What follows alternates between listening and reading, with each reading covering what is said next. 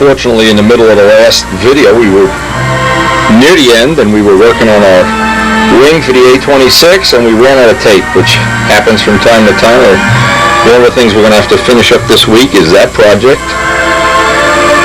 Our molded wing, our tunnel portals are jumping out a set every day, and Les has got his fuselage jig ready to start building a fuselage, so let's get down to the shop and get busy.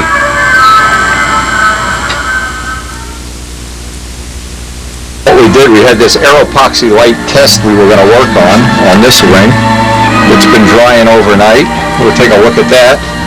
We also have all these tunnel portals up here. And we've been making a set from this mold every day, getting ready to work on our O-gauge layout at some point in time. Heat up the second panel from the A26. We'll do that off camera since we've already done it. We already made such a great mistake on the last video. If you haven't seen the last video, I pressed one of the wing skins on, cracked it, made a mess, so we're going to see if that's going to be repairable. Our wing mold is ready to pull apart. That's been curing for 48 hours now. That should be ready to pull apart as soon as we get an hour or so to pull that apart.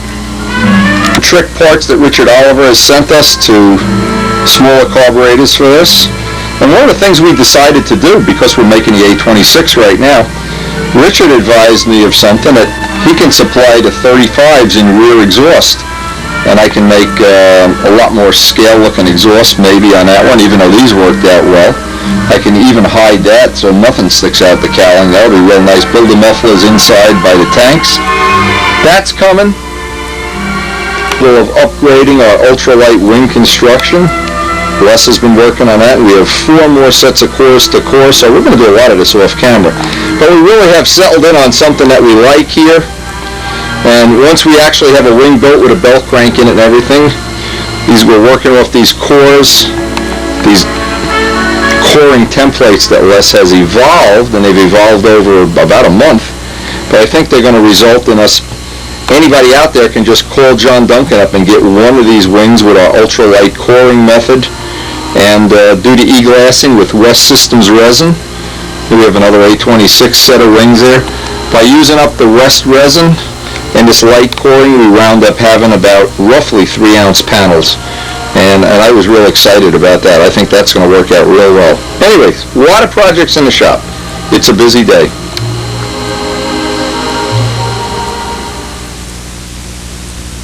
I think my wife doesn't take Christmas seriously. My wife, when she wraps presents, boy, we go crazy. Now look, and you can see we're all in a Christmas mood here. The snow is falling. Get out of here. I gotta go work on my bomber, baby. Billy Mitchell's calling me. See, she thinks I'm gonna go up here and wrap presents all day. Not a chance. What are the chances of snowing in where? Oh, it's the Christmas time of year. We're going to have 8 inches today. 8 inches today we had? Oh my God, all we need is more sun. I'm so sick of snow blowing. I have to tell you, it's the Christmas season. You may not get this tape till maybe right after Christmas, but in my house, Christmas is a big thing. It's a big family thing. We spend a lot of time shopping for presents, getting presents, opening presents. In my case this year, what I got, I already know because I picked it out. I got a Mike Trainhouse Allegheny steam engine that's going to go on this big giant layout that Mike is making us. I love Christmas. I love snow. I just hate shoveling it.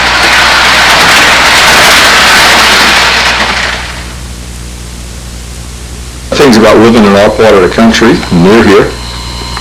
You get these cold months of the year, usually 2 or 3 months, maybe more. But it's nice. You sit back. In this case, the next couple of years we're going to be working on this. It's 225 square feet. It's going to be hopefully something we've waited our whole life for, to have this giant O-gauge train layout. Mike Kajeski's been making it for us. We're looking forward to it. He'll be working on it this weekend, but in the meantime we have things to do in the shop, and we left snow to shovel. It's been a long time since we've been able to even use the Spitfire bedroom, where we store all our Spitfires, all our British planes. And of course this is one of the things I really like having up here, is this Spitfire bedroom. and people that come to see us and stay here and sleep here and whatever. It is just really neat having all this memorabilia. Only one problem, and you can see what the problem is what has happened over the years is we've gotten, it's over 800 videotapes now in boxes, in bags, in layers and everything. And it's just turned this room into a disaster. But we're going to de-disasterize this, I hope, real soon.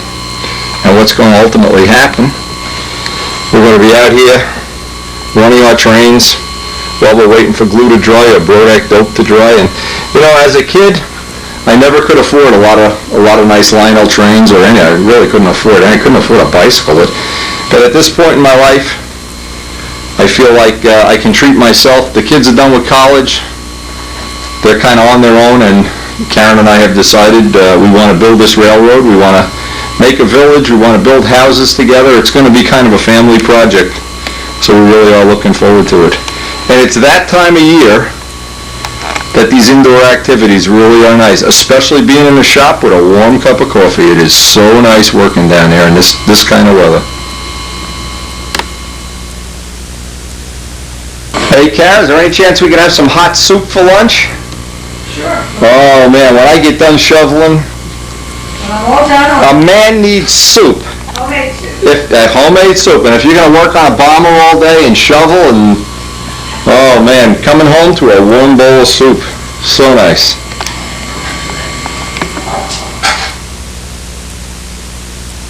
Today, these have really dried up nicely.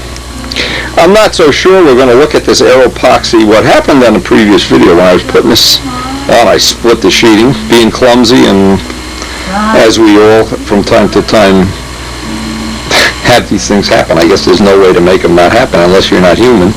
But I wanted to try that repair, so I wanted that to dry overnight. What I'm going to do the next thing though is I want to, and this is what I've been doing on and off again, because we're trying to make something that's the same scale. We're using the same wing panels. We're using other things that are going to be very similar. We're going to try to make the nacelles in a very similar fashion. In fact, one of the things that having a plane that's already built and then building a modified version of it is I can just take the parts and lay them up on there and see how they look in full size. Well, when I built the B-25 originally from Dave Downey's drawings, we were changing the drawings and changing. If I had the real plane in real life, it would have made it, well, a lot simpler. Well, now I'm on the good end of that. Having this wing, once I clean up the leading edge radius, that I can lay it right on top of this wing and see.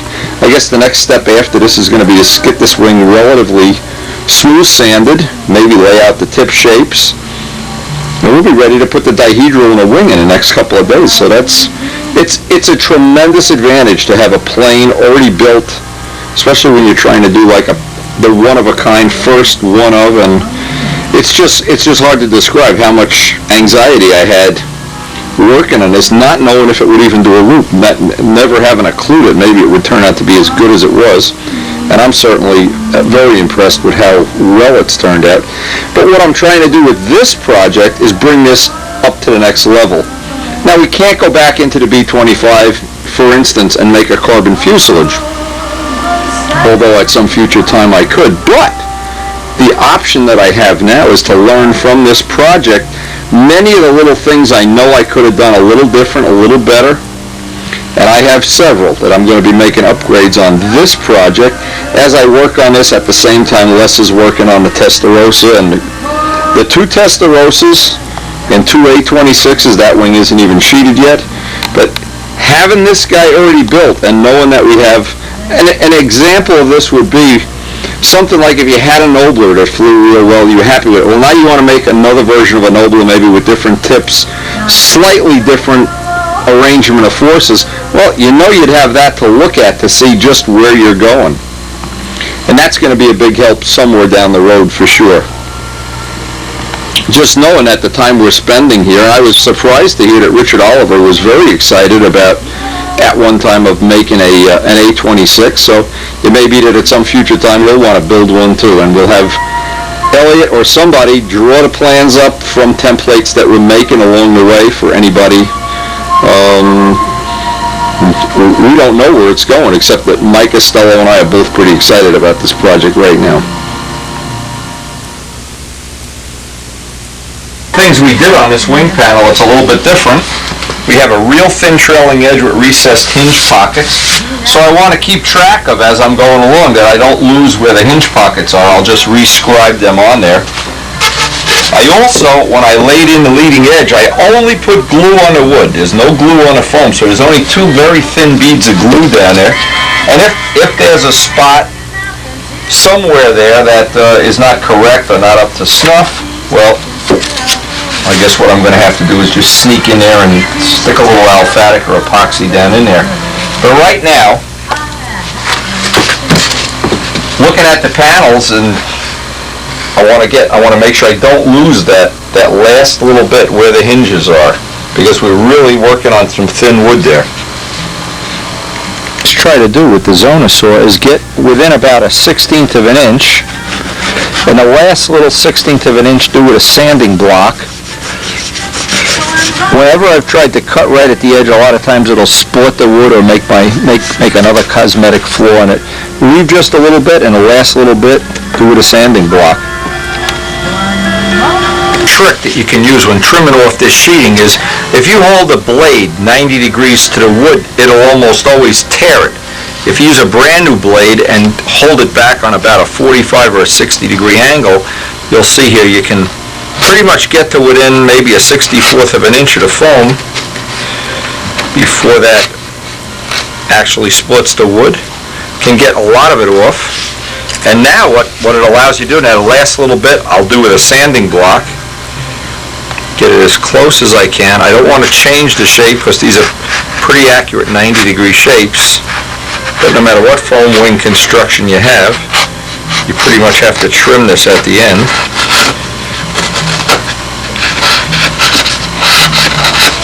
Now we're ready to just block sand that right in. Again, it's a good idea to use a block. Watch that you're not changing the shape or sanding too much into the foam.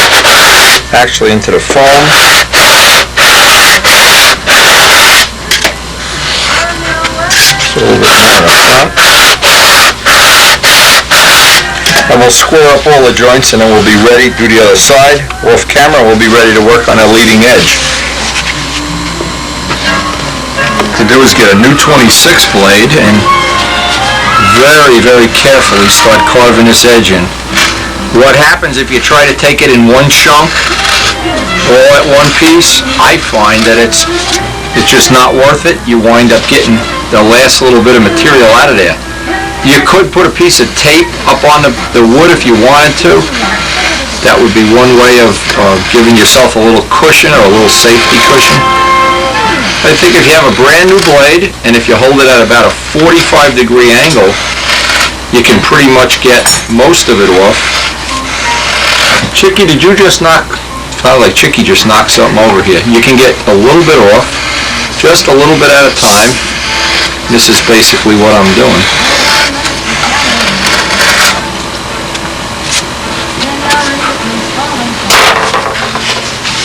I try to get a little bit at a time, but not get so much that I take that last little bit off. This is the part I call them leading edges. I hate cleaning up.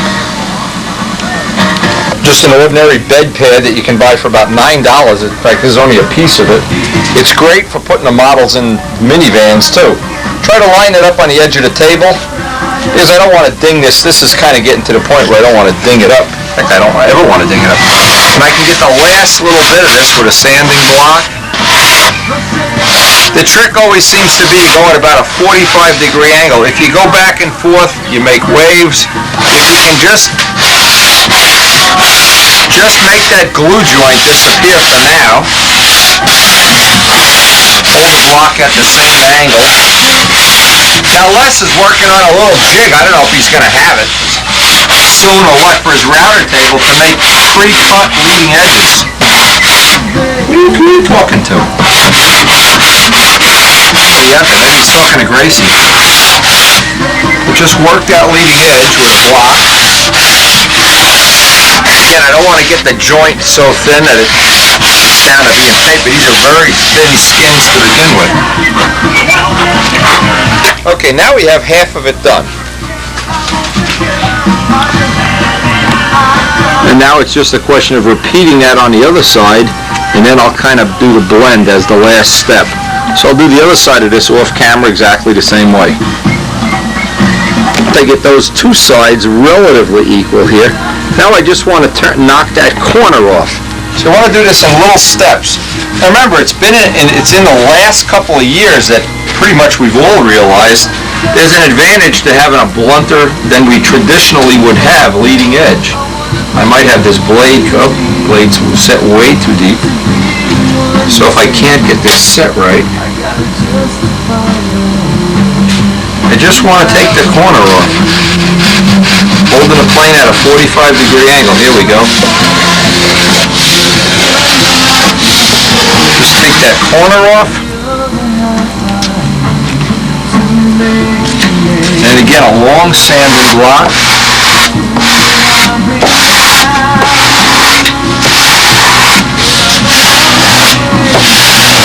And if in doubt, if you're not sure how blunt to make the leading edge, a little extra blunt is better than a point. A point always makes the plane not want to track, at least in planes that I've had, they don't seem to want to track well in level flight when that leading edge gets too pointed.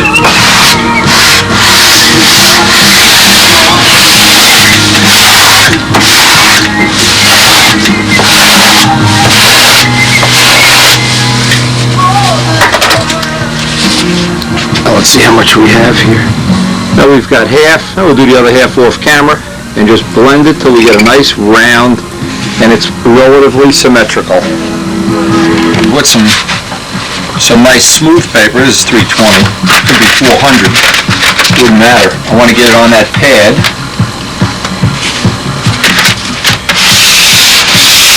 Any little, basically using your hand is the best way.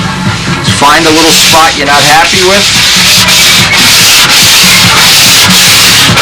You want to do as much of the sanding front to back because that'll pick up the high spot. Doing it this way, you tend to create ditches.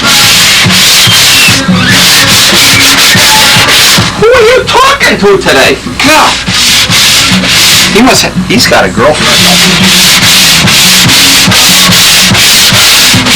Vicky, if I find out you're cheating on me. Anyway, I was hoping tonight to finish both of these panels, but it doesn't look like it's going to happen.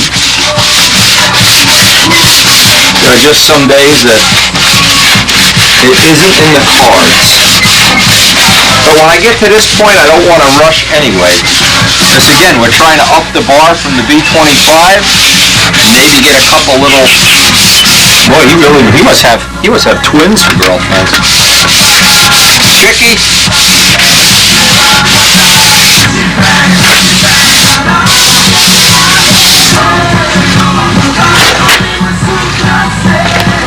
And I think that's about as nice as we can get. Boy, one thing about foam wings, they're always really nice and straight. That's one thing you always get, almost guaranteed. Left is to clean up and do one more panel. We'll do that one off camera.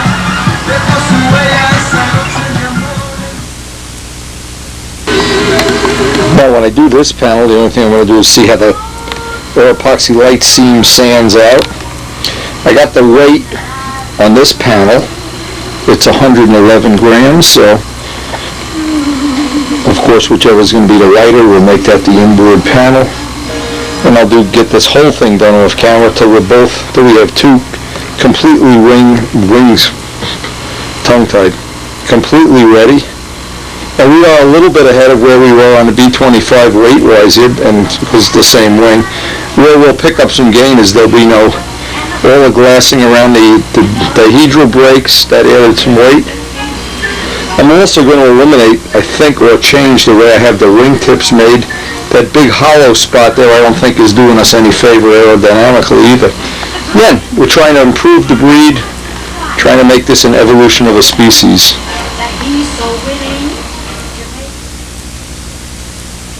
I've always wanted to have a biplane B-25.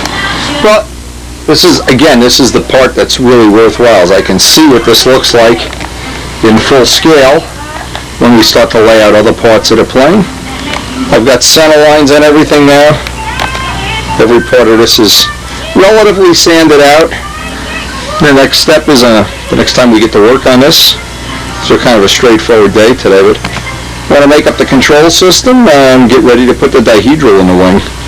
And there's even though we don't have the angle yet, I have a way of figuring out the amount I want. When the wing gets thicker, it tends to look wrong when it's the right amount of angle. So the formula that Dave Downey, I think, came up with, and again, I'll make sure I get this right, is to, as the wing gets thicker, use half the amount of dihedral angle. So if this is a 3-degree angle, we'll use 1.5 degrees. Again, we'll have time to think about that tonight. In a couple of days, it's already that I'm thinking about it like it's an aeroplane instead of just a dream. But that's the way. Sometimes you just have to get started.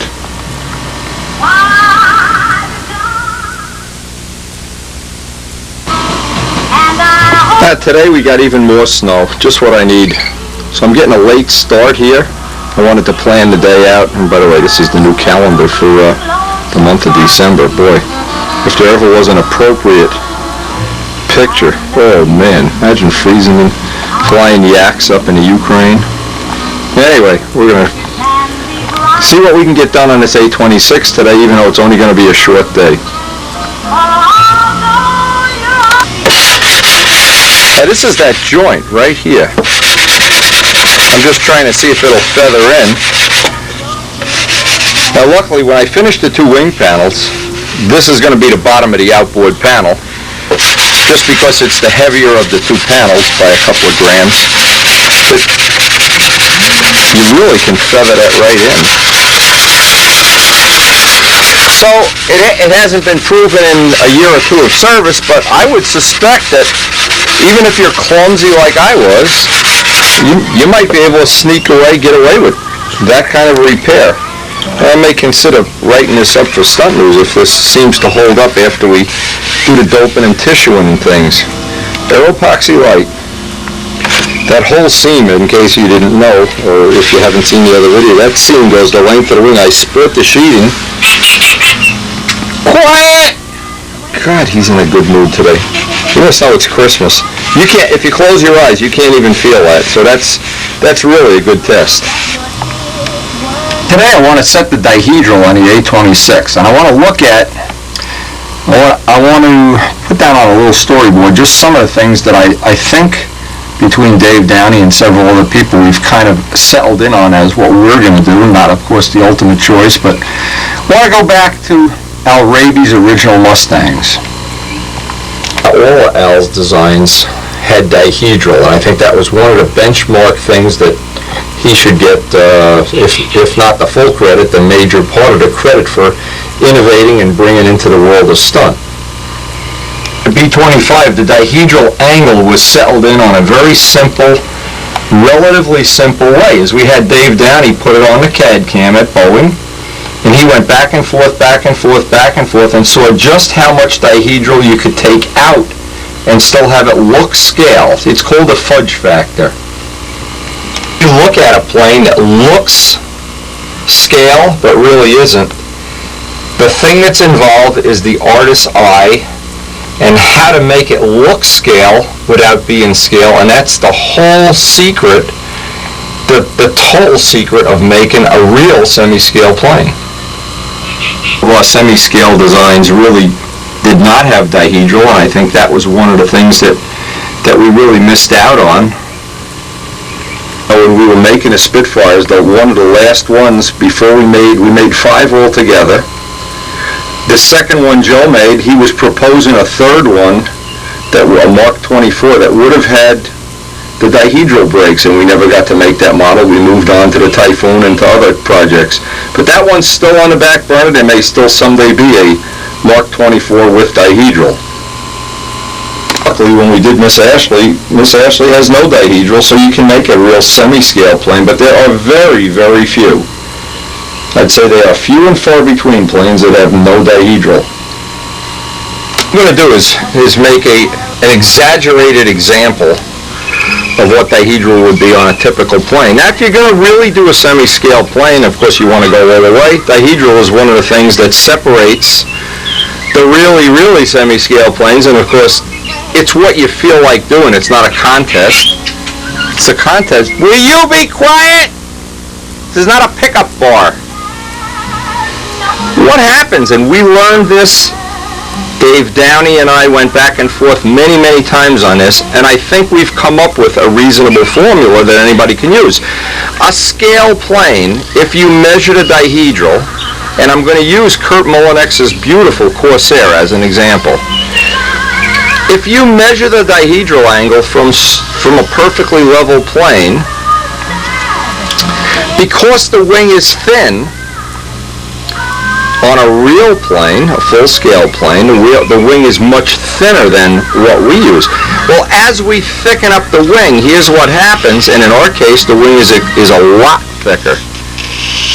What happens on a real thick wing, and let me just make this exaggerated to the point where you can see the point I'm making, it looks totally wrong.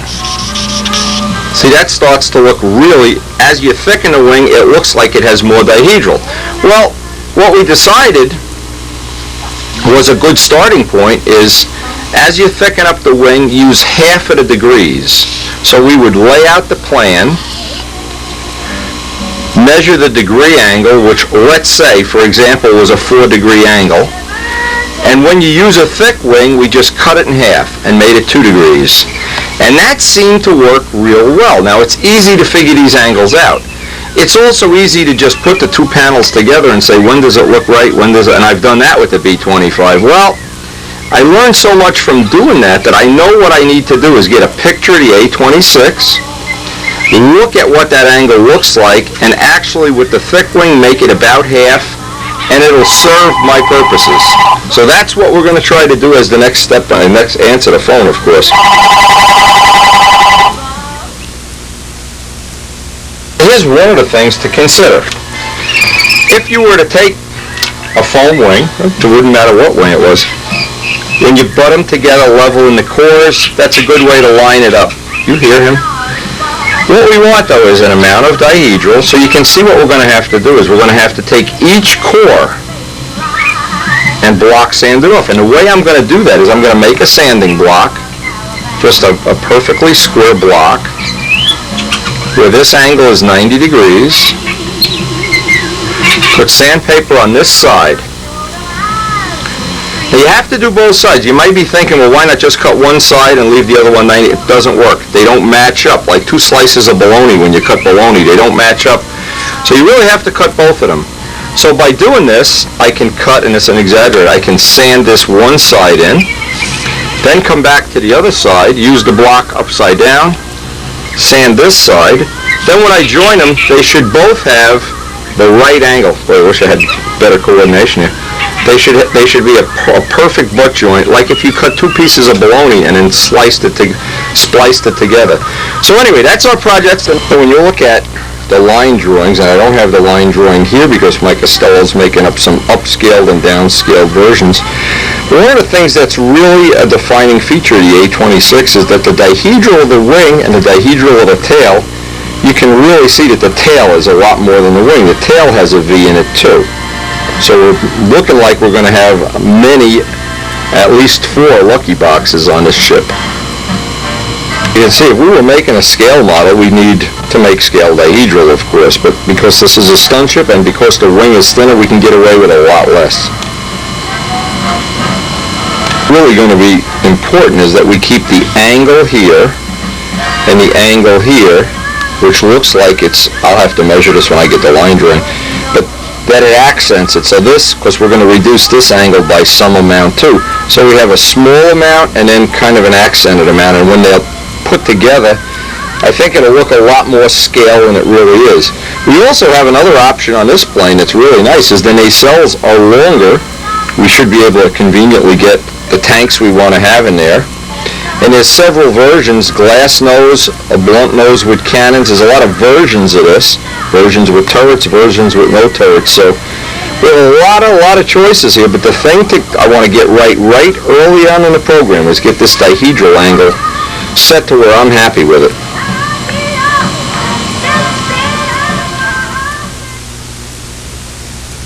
Looking through this magazine for some other views. Look, this is a view you really wouldn't want to have of a B-25.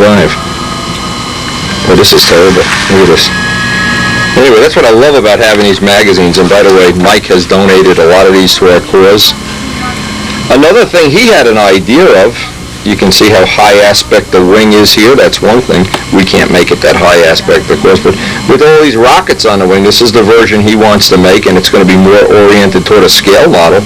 One of the things, these rocket pods, you know, this would be a neat thing to have as a detail if you were going to, for instance, drop them in flight or whatever. And we don't know, this view, I get a good view of the nacelle. And another thing that's nice about this model, the nacelle stays relatively round right to the end, as opposed to the B-25 that is like a teardrop shape.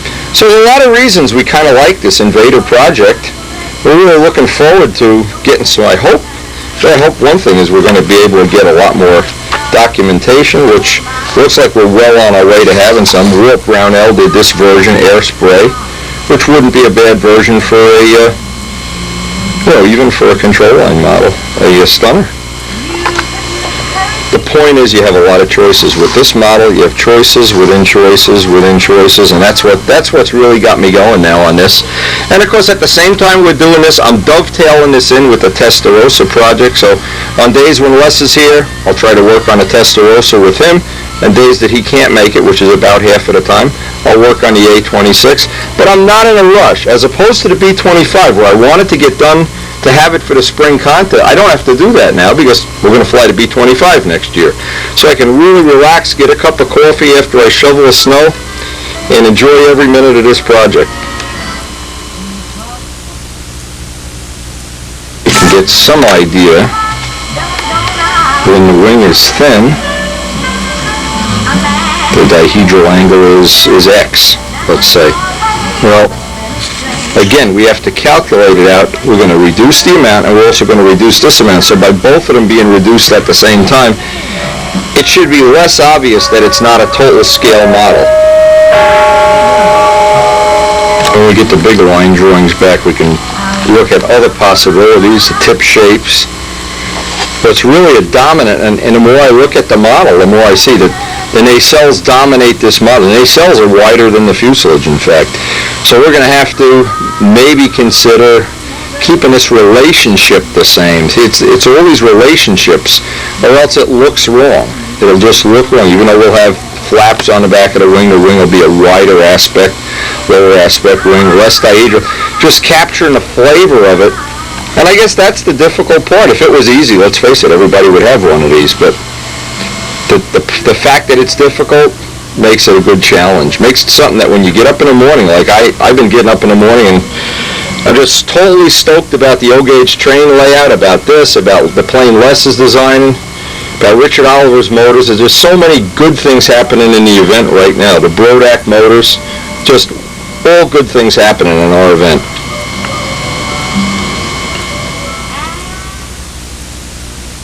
I made a dummy, I guess, scale thing to see just what this angle would look like once it's in full scale. It looks like it's going to be close enough. You can see the dihedral on the bottom. You can see when the wing gets wider, of course, what happens is the bottom has more of an angle than the top. So that's another thing we have to factor in. The wider the wing gets, that angle changes. But this looks about as scale as I'm willing to make it or can make it right now. I think this will be the part that we want. Now, the next part of this is going to be, because now that I have the core holding it, I need to set up each individual panel so I can take that material off of this one side so these are both going to join together. Because see what would happen if you didn't do that. Let's just make a pretend up, see how much material you have to take off. See what happens? The gap, they touch in the beginning, but you've got to remove material on both sides to get this angle right. And of course we have center lines. We'll be able to line up all the center lines, measure that we're here equal, here, and it just fits on a table too. So we should be real nice and close. One of the things that just takes a little time because it's something that has to be relatively accurate. I want to make sure I'm at 90 degrees. I put some nice sticky back rough paper on one side. This is a 3-inch block, so it'll be enough to get this in one shot. Now the trick is to hold this.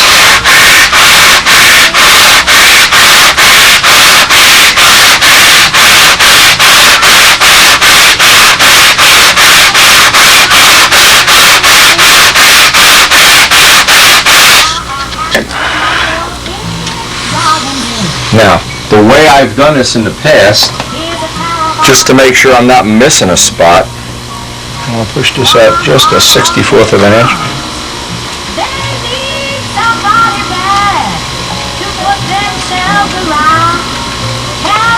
The object is I want to make sure I've got the whole surface, I don't have a gap in it.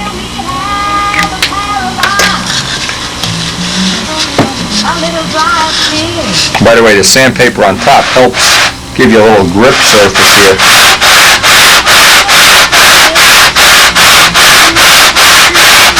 You can't take it all off of one side. It's best, I think it's even mandatory that you do it in a way similar to... See, you can see I'm missing a spot right down there. So let me just slide the core out 64th of an inch here.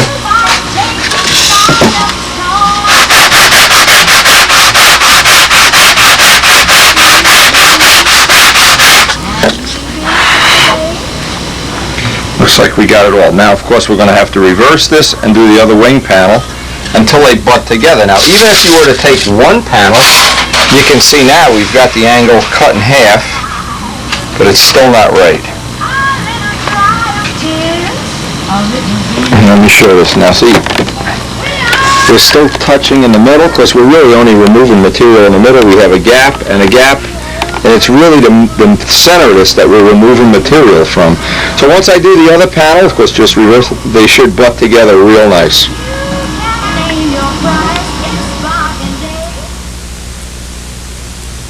Now, after I have that seam where it's as tight as can be, you can't even get a piece of paper in here, I do what I call a dry fit. Just have the tape in tension. This would be, of course, we'll put the belt crank in before we do this. Just to get a look at, all this would allow me to do here, and it's hard to do it without Les or somebody else, to sight down and see the amount of dihedral I have in there. There's actually a little over an inch of dihedral. And when I look up at the amount that's on here, it's a little bit more than what's on the B25 actually, and this certainly did wind up looking, well, as close as possible. Remember, there's a limiting factor. There's things on this you just can't make totally scale. The wing has to be thicker, it has to be bigger, but it's something we're trying to proportionalize like an artist would proportionalize a drawing, so everything looks in scale. But I think now that we have the fits nice and tight, the next step on this is going to be to make up the control system. And it worked out perfectly because the outside panel will be, it's 3 grams heavier and it's got that seam on the bottom, so even if that seam tends to be a problem, well, we hope it isn't a problem, of course, but it just worked out that way. For a change, we got something working in our favor. But so the next thing is going to be to make up the control system. Now, along with Paul Walker, we've been using these belt cranks for about 16 years now. Never had one fail. So, and I know you can take a little bit of material out of it to get a couple of grams out. We're going to do that because this one has a little bit of lightning done to it too. Just don't get carried away. Don't try to turn it into a piece of cardboard. Things on this model, similar to the B25, is because the vertical CG will be almost impossible to get right. We're trying to favor it in every way we can by having the belt crank as high in the wing as possible. So I'm going to have to make an offset rod on the control system so the belt crank rides high. Now, if, for instance, you make it too high, this hole that allows the push rod gets up to where the high stress point of the ring is. So there's a compromise level. And I want to have plenty of clearance around here. I don't want the hole in the wing to be too high. So it'll probably be about 2/3 of the way up. And then when I make the inboard tip, the readouts will come out as low as possible. So what it does, it cants the model away in an attempt at getting compensating for the fact that the vertical CG will probably, almost not probably, definitely be in the dimension. It'll be a bottom-heavy plane. It'll need as much of the weight off the bottom of the plane as we can possibly get. What I had to do is make a bell crank where the rod is off-center. Calculated that out.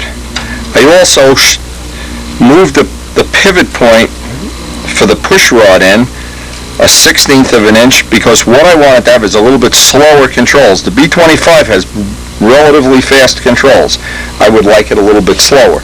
So those are little adjustments that I've made from having the B-25. And by the way, I'm thinking I'm not even going to need adjustable lead outs on this plane. It seems like I've moved the lead outs around several times and never found them to be real sensitive. I think the reason is possibly because that's a twin-engine plane and that responds differently. Maybe because there's less GP or something like that. Anyway, I'm making up a push rod I wanted to have in the traditional way. The next decision we have to make here, and this is the bell crank. There's a couple things. I had to offset the rod. You can see it's longer on one side than the other because it's going to be 2/3 of the way up the ring. I ground off the head of the bolts because the way I have the geometry on this, the horn and this bell crank being up, what's going to happen, it may tend to hit that. I also put the little sprue that sits out on the inside rather than the top, just so I wouldn't have to cut as big a hole in the foam. Now keep in mind, the center section of a wing on a twin plane, it takes a lot more stress because the weight of the motors is constantly acting like a barbell out there. They're weighted in nacelles even. So we need to reinforce the middle of the wing a lot more than if this were a single engine plane. Now what I want to do is I want to get this just ahead of the foam spar if possible. I have to take into account the dihedral angle. I want to make sure my horn will be there. Now the first thing will be to cut the notches just so I can drop that right into the ring.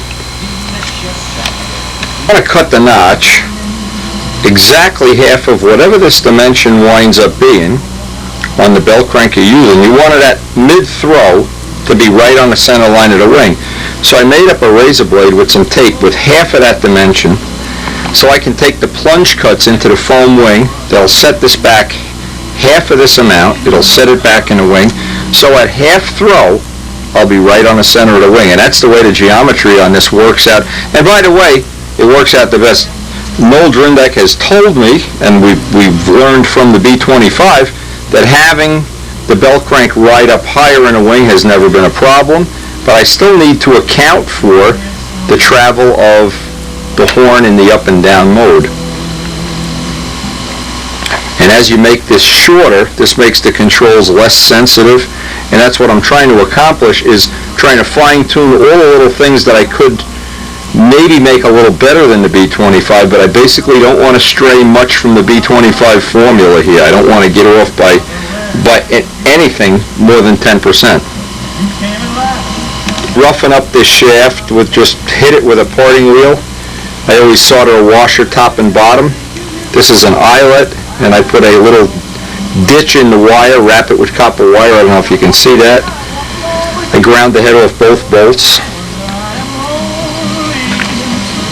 We have really had good luck, so has Paul Walker, with these bell cranks, so we're kind of happy about the success rate we've had, and we hope we can add this plane to our list of planes that are flying with these in them year after year. What this allows you to do is just take an 1/8 inch cut, just that deep in the spar, and I can make it a little undersized for now. First step is to get the 2 notches in, and I need, just for clearance of the bell crank, I need to cut out some of this, the center foam spar.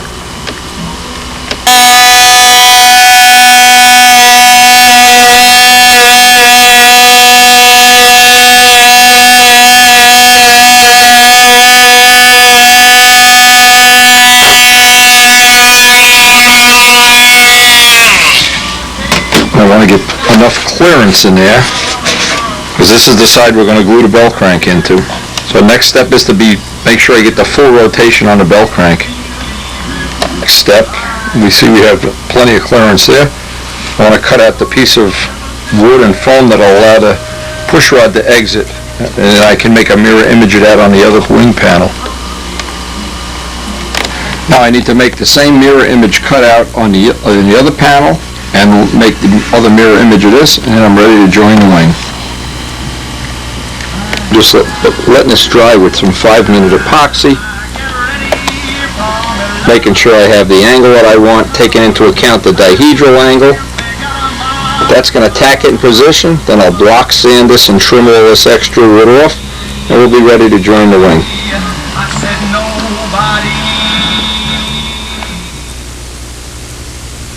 Once that glue is dry, then the first thing I want to check is that I have no restriction on the bell crank. So whenever I do this, I want this glued in permanently. I always use a reverse bell crank, even though probably on a twin this is not really necessary. Again, we're going to find that out the same way the lead outs don't seem real critical to adjustment on a twin, maybe because the two motors are pulling. Who knows? Have to ask Chicky. Anyway, this is a real nice free setup here. Now I don't finalize the shape of the hole or anything until I get this joined together. So what I want to do now is mix up some slow drying epoxy, because I want this to dry overnight. I don't want to have this that I have to rush. I want to have a good 45 minutes to do it. The SIG epoxy, where one tube is twice, I don't know where the other one is. We'll be using this, but the first thing I'll do is set up the jig. So once this is all taped together, I can put it in the jig and let it dry overnight. I probably could even do this without this, but just to have this in place without moving around too much.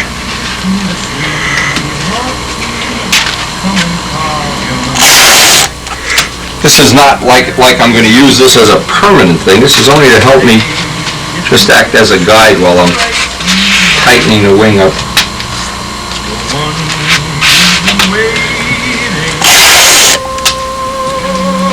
Again, you can make jigs as fancy as you want or as mundane as you want, as long as they do the job. In our case, that's solid enough for what we're doing. But the main thing is to get the tape in tension. When you use this method to get, no matter what foam wing it is, whether it's no dihedral or dihedral, you want the joint to be in tension, and you use the tape as a rubber band. That's what works. The thing is to get a dry fit, because once I have the glue on there, I want to start putting the tape on and make sure we haven't lost anything.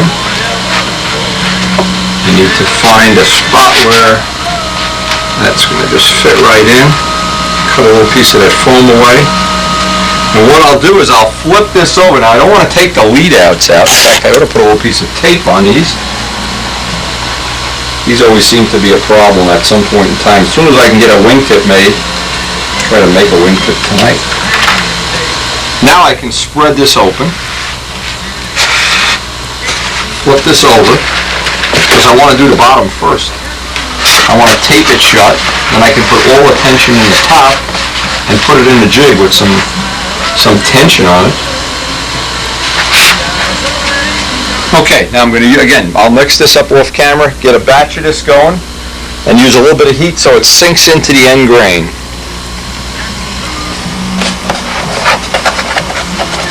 Now what I want to do is try to get a coating of glue on here.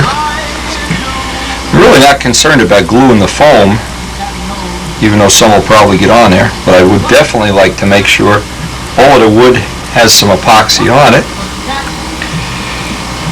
If you're real fast and you're doing a straight wing, you probably wouldn't have a problem with 5-minute or alphatic, but I like the idea that since this is going to sit overnight anyway, I have plenty of time to manipulate it. And I want to make sure it gets in that end grain more than anything else. Now I'm going to do both sides. Whenever you do an end grain, you want to get some glue on and then hit it with heat so it kind of soaks in.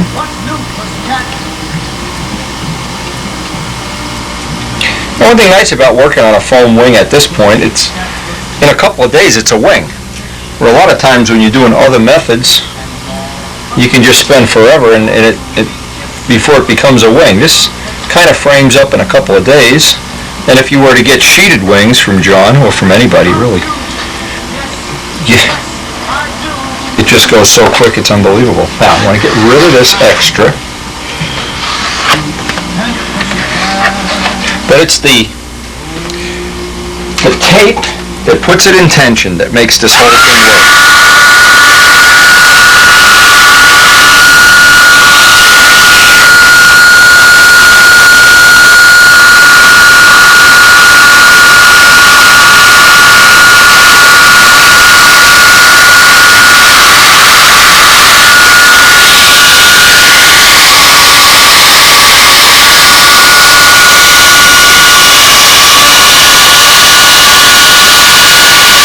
The heat, of course, thins out the epoxy. It lets it get into the end grain better.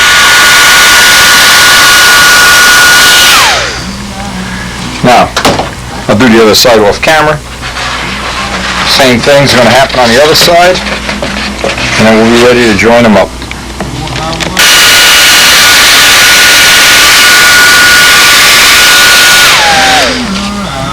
Now we're ready to join this up.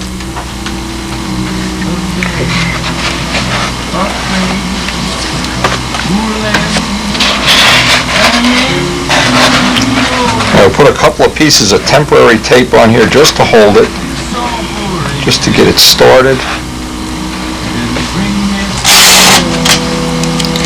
And this is just on a high point. All this is going to do, I'm holding this piece down and I'm stretching this like a rubber band. You see what happens? As soon as you release the tension, it makes it like a vise. So now, the first thing we do is check that we have center lines front and back are going to be, and of course we have 45 minutes now to work on this. This is just temporary tape here. The tension on it, let it pull a gap together.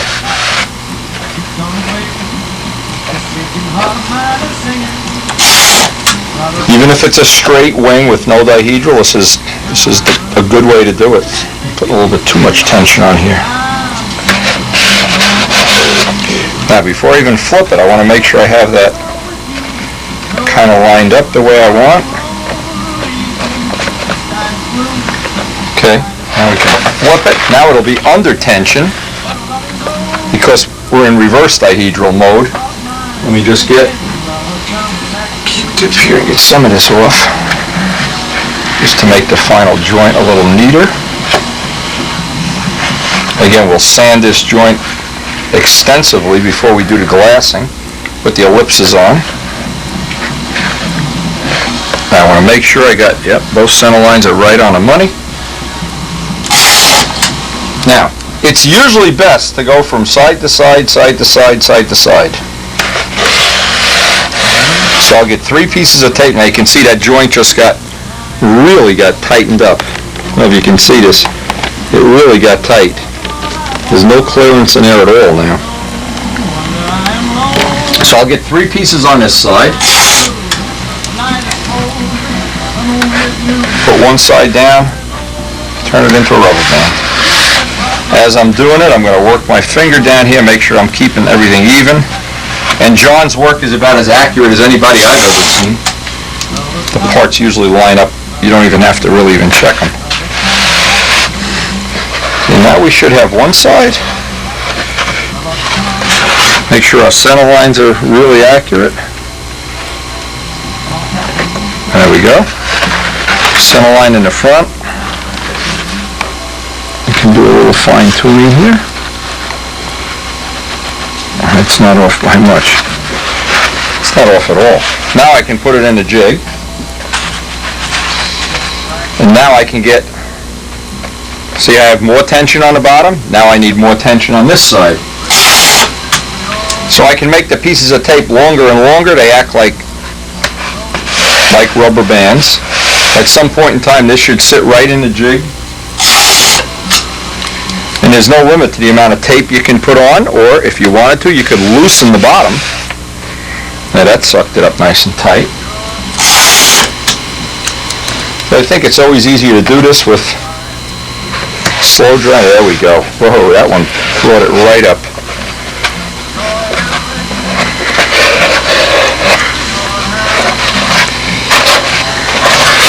Just check that our center lines are still nice. Back in the jig, are we high or low? Ooh, it's right on the money. Now, at some point in time, if we put more tape on this side, what's going to happen?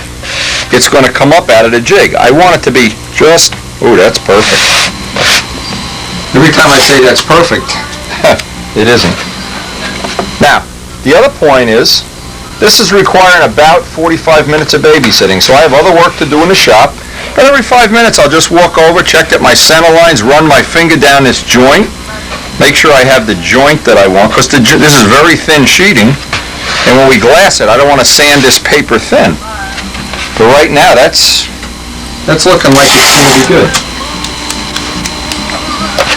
And again, we've entered a world, I mean, as far as I can tell, where semi-scale seems to be what a lot of people are entertained by and enjoy. I think it's good for the event, add some diversity to the event, where the planes don't all look the same. And let's be fair about this. There aren't many people that don't. When you start up a twin-engine plane,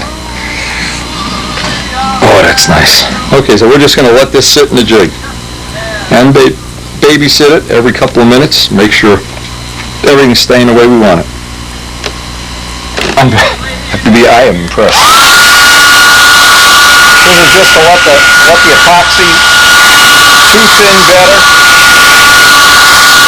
I'll do this on both sides. Put this aside to dry tonight. Tomorrow when we come down here, well, we'll be ready.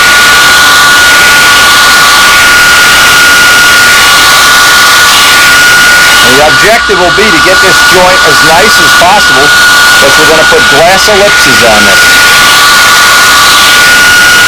That's Big Jim Greenaway technology that he taught me years ago, and it's still, as far as I can tell, the best way to make a wing.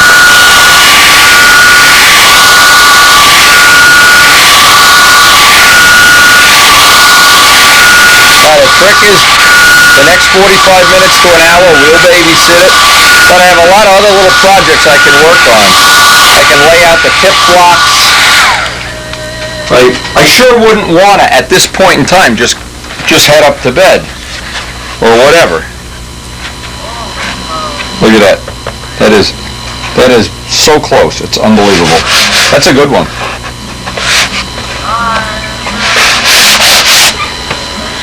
Not many times I'm that happy with the way something comes out. I always think it's funny, when that's done, of course, I always think I can put it over by the B-25, and I have that thing of having a full-size plane that's already built to look at how this is coming out and how I might want to adjust it or change it or whatever. But for right now, one of the next steps while I'm babysitting it is I'm going to cut out just rough out the blocks for the wingtips, and that's a relatively simple, straightforward thing. Get them roughed out. But I want to keep going back to this and babysitting it, make sure nothing changes, that we keep all those center lines on and the skins really join nicely.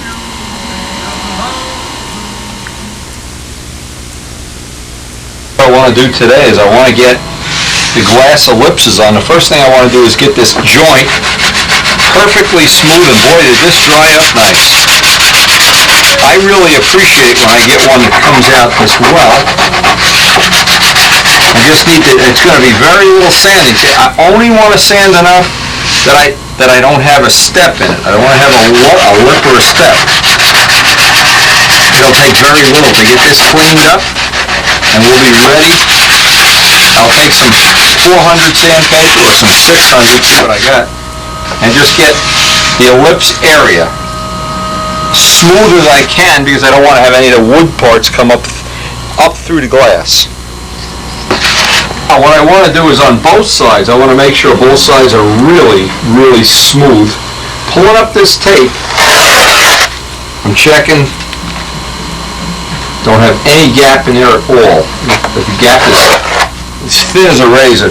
If I pull up the tape, I want to make sure I still have the integrity. I haven't lost any. It's constant checking that I haven't gotten anything out of kilter here.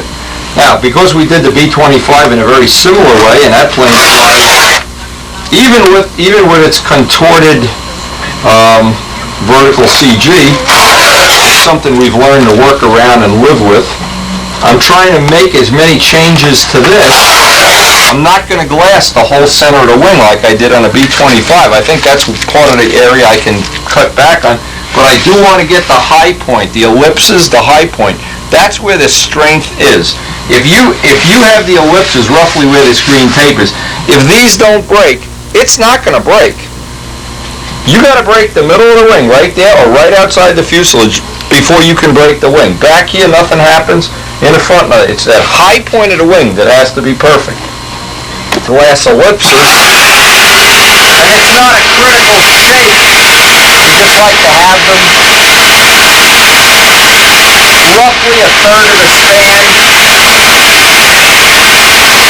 You want to get all the dust off the core, otherwise the dust winds up. It's uncanny how it can wind up right in the fiberglass itself. Use ordinary office paper to make our ellipses. It's not a real critical thing. It's easy, of course, if you fold it. Not like this would have to be real symmetrical, or that it would really matter. But we want to have the center to be. And what we'll do is we'll make one pattern, and I want 3 ellipses. They're going to be 1/2 ounce cloth.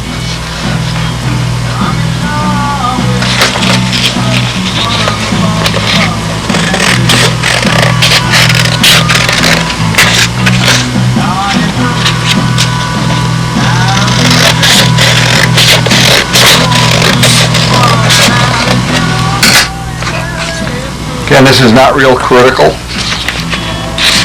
But boy, this is a system that has worked well over the years for us.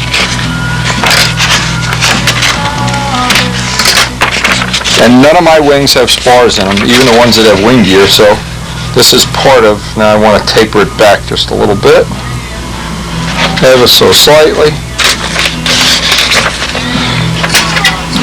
Again, remember, nothing here. In fact, when you actually put these on, nothing really is as critical as you think it is.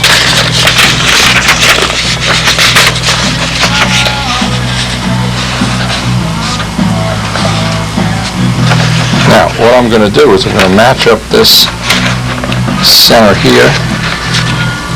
Put a little bit of a hole in this.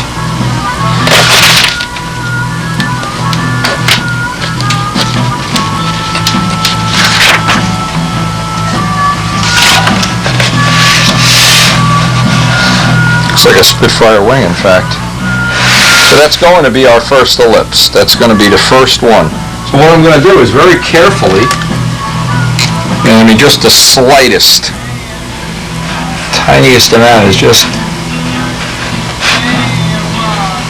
try to get a pen at right, not in my shop. Just a couple of dots that'll help us in laying out the resin, because we're going to lay the resin out at least 1 inch beyond the last ellipse. And when I cut the 2 upper ones, what I'll do is I'll make one that size, one this size. So I'll cut all of these off camera, 1/2 ounce cloth, and just lay out roughly where my ellipse area is so I can soak the resin in there. And I don't know if you can see it, you probably can't even see it, but this is just for my reference that I get a little bit of a look at what that's going to look like. Have both sides plotted out.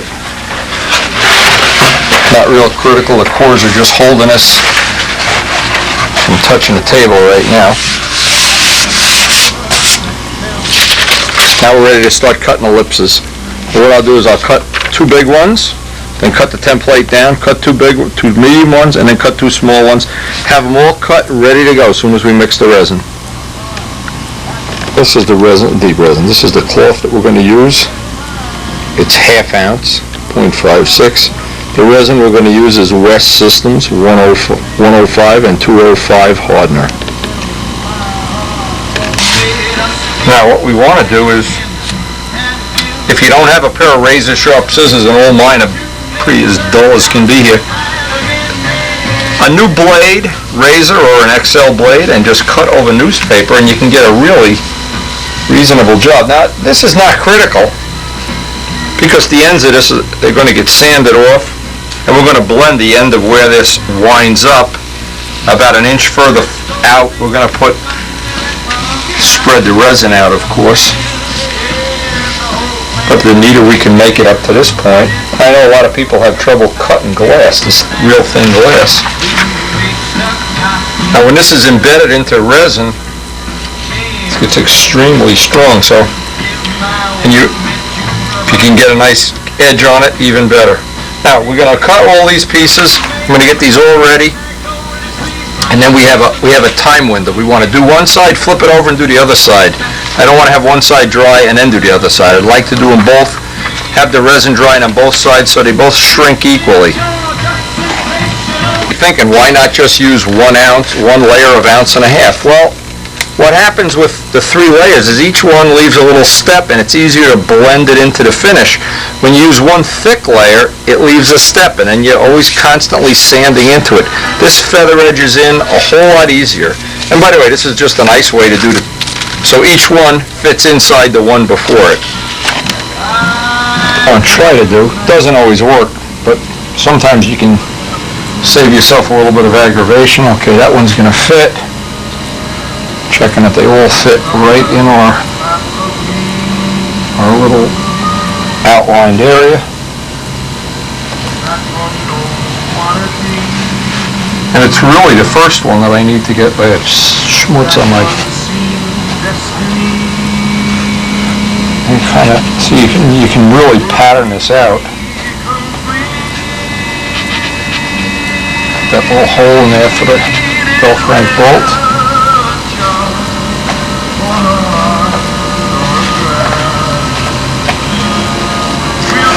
Now, using the resin, I can try to just tack this down in spots.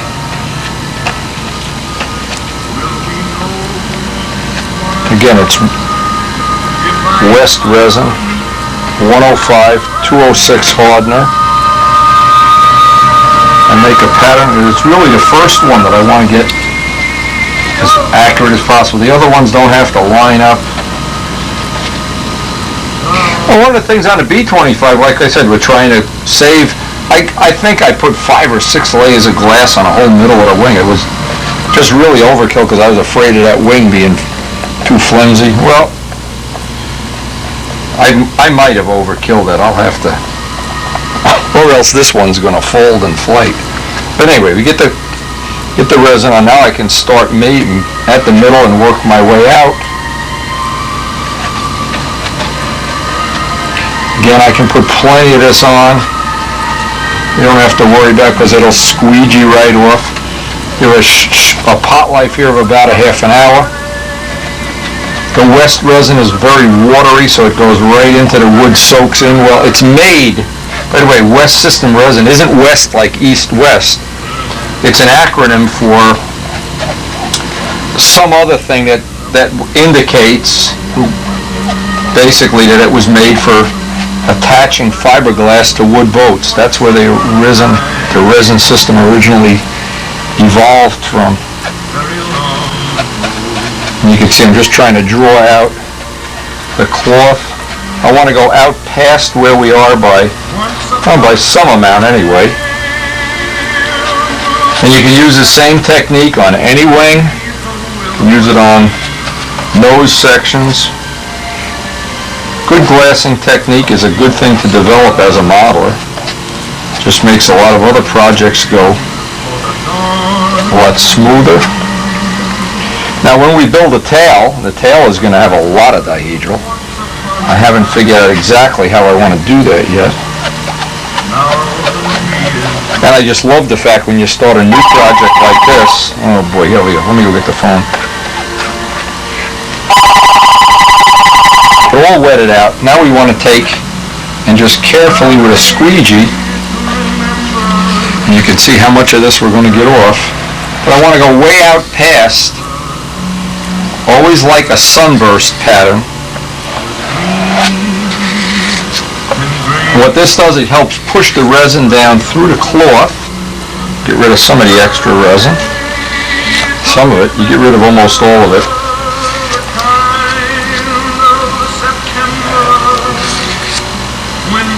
When you have a glassing job that's done right, and that means that the resin to cloth ratio is almost 50-50, that would be a good target. You have added a tremendous amount of strength and not a lot of extra weight. And that's a good combination. Now by getting this out, drawing this out, then I'm going to lay the next layer in here.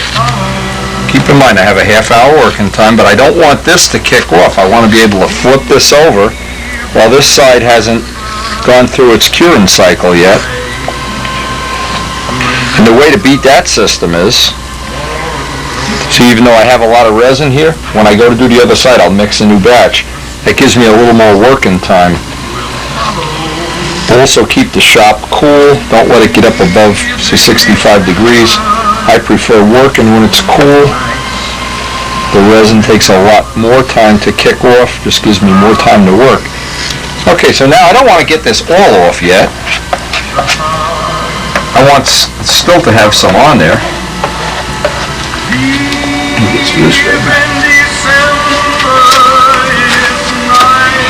So now we want number 2.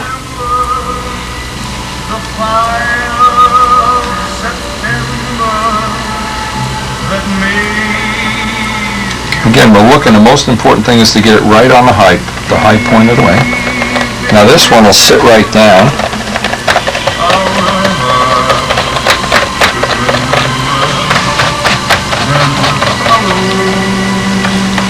Now years ago I used to do this one layer at a time, and I didn't realize at the time, I've since learned from tech people that it's best when you're doing this kind of stuff to do it all in one cycle.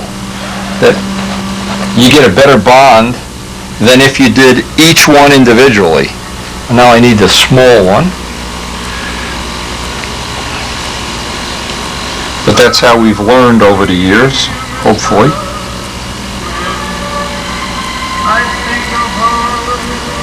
Now I'm looking at the other ones to see. I'm going to get the Velcro bolt where I want it. And now I can manipulate this a little bit. Now I look at my watch up there and I see I have about 20 minutes to work this side before this is going to go into its jello state. The thinner I draw it out, the longer work time I have. You see I have the ellipses lined up about where I'd like them.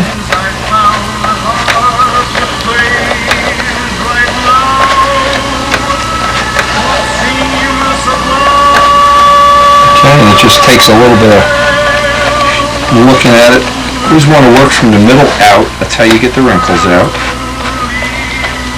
Okay, now I want to put on some fresh resin just to let this soak up. And as I card this off, there's a hair. Let's get rid of that.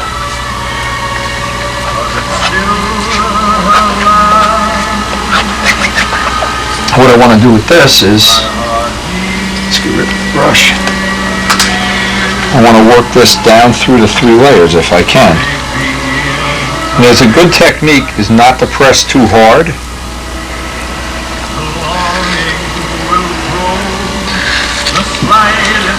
Because the West resin really sands like butter.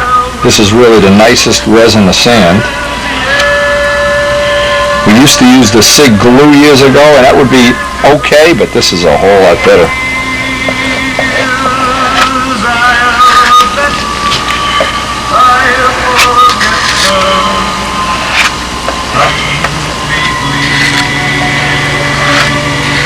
Now you can pretty much figure out, I'm going to give this, and I'll do it off camera, give this about 5 minutes of troweling from the middle out, try to get out all the wrinkles.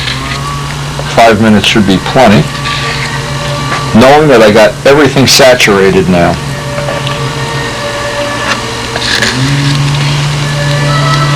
I don't want to take off every bit. I want to get just so that the cloth looks a little bit on the dry side. I don't want to see wet resin puddling up through it. Then I know I've got it just about right. In a smaller trowel, God, you believe this phone? Let me get the phone. Again, I'm looking for wet spots, and I want the resin to go out past the last layer of cloth by roughly an inch.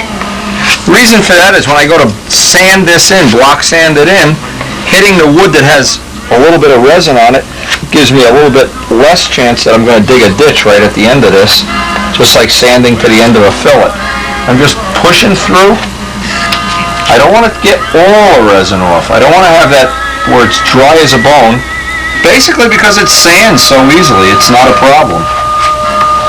Now I want to flip this over. I'll do the other side off camera because I want to get both sides wet at exactly the same time. That would be my goal here. And I'm going to mix. Now you can see this resin is probably still good, but if you hold your hand on it, you'll feel it's starting to get warm already. Well, it means it's going to kick off real quick. So you save yourself a lot of aggravation, just make up a second batch of resin. And I see I made up an ounce. I only need a half an ounce to do this. Now one of the things I did, both sides have two strips of half-inch cloth like a Band-Aid down the middle. Bird just took a razor blade out of the box. The last thing, I want to hit it with just a little bit of heat that lets a little bit of the resin come up. Notice I'm going like a sunburst. Anything that comes out, I want to get a nice even edge. Just save me some sanding. A few minutes spent here.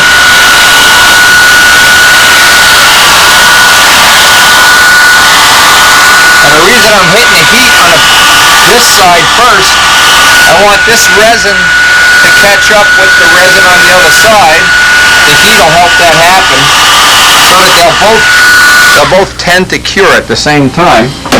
And the other thing that I'm going to try to do, don't know if this is going to work, take a little, look at this, I can't even hold on to this. Take a little paper towel, a little bit of alcohol, I mean just a little bit, not a lot. Wring it out. You can just dress off the edge. I don't want the alcohol to mix with the epoxy. I just want to hit any blobs or any wet spots. Now when I put this aside to dry, there should be no shiny spots, or very few. Shiny spots are where there's extra resin that isn't in a matrix with the cloth.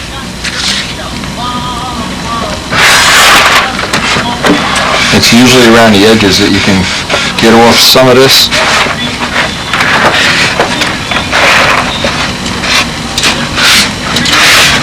Now this side is almost kicking off.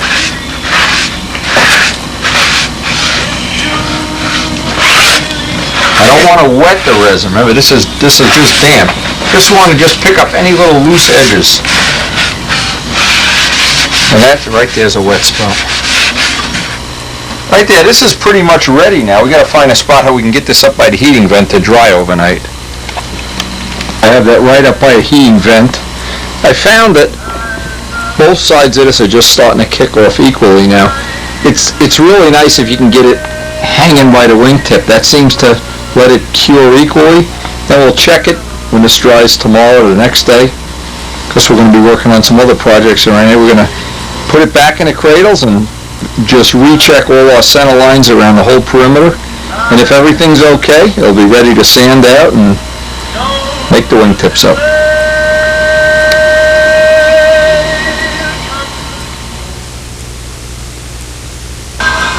Just a little progress report on our wonderful O-gauge bench that Mike Kajeski has been making. Not going to belabor this. We're going to work on this afternoon.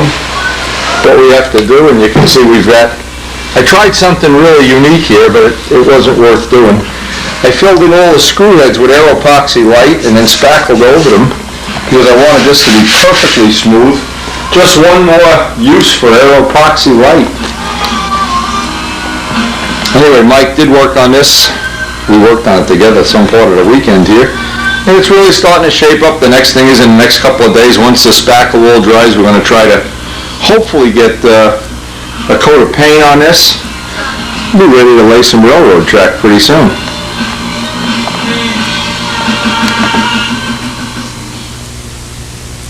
One of the special texture rollers to leave a little bit of a texture in this. This is going to dry overnight before we can do any other work on it. And this is a flat dirt sandy coat, but we have work to do on it A26 while this is drying. We are really excited about this. We got the plans from Mike. The wing glass should be dried. We're ready. We're getting ready to really start cranking up the music, so to speak. But anyway, it was nice that we did get this much done in a very short space of time, and special thanks to Mike Kajeski. The next part of the project is going to be the molding, doors, control panel, all the stuff that we're working on. We're working from a drawing that Mike made, and we'll see what he comes up with this weekend. But I'm amazed that we got this much done in such a short time. This has really been neat. And we've been making a special video of every step of this for our friends, and we've certainly started to accumulate friends already that have model railroads, and we're going to be visiting some of them. We visited a few already, and more coming, and we're of course looking forward to entertaining them at our house and sharing the fun that we have with the trains. Every part of life is fun. You just have to find out how to enjoy it.